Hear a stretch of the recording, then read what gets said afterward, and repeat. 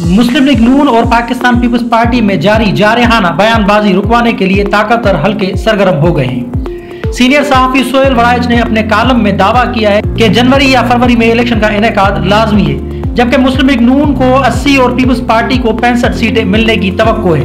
ये तय है कि इलेक्शन जनवरी नहीं तो फरवरी में जरूर होंगे।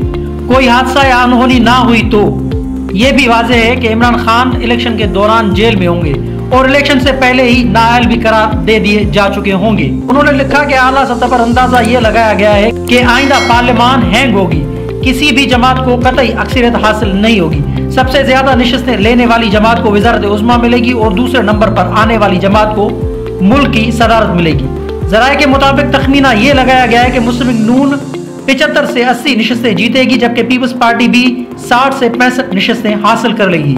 वज़ारत उज़्मा के लिए मुस्लिम लीग नून और पीपल्स पार्टी में जोड़ पड़ेगा। सीनियर कालम निगार ने लिखा कि जब आला सतह ज़राए से पूछा कि वज़ीर आज़म नून लीग का होगा तो उनका कहना था कि पीपल्स पार्टी की सीटें कुछ ही कम है। आला सतह ज़राए ने बताया कि पीपल्स पार्टी अंदरून सिंध से 40 नशिस्तें हासिल कर लेगी, जबकि 8 से 10 नशिस्तें कराची से मिलेंगी।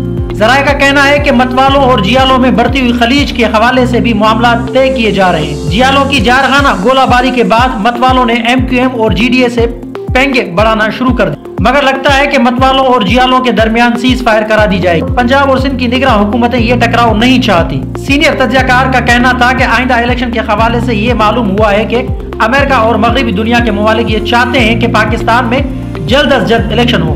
एक मगरबी सिफारतकार के मुताबिक इलेक्शन जैसे भी हुए वो पाकिस्तान को आगे ही लेकर जाएंगे, इसलिए मगरबी दुनिया इलेक्शन जैसे भी हुए उनको कबूल कर लेगी।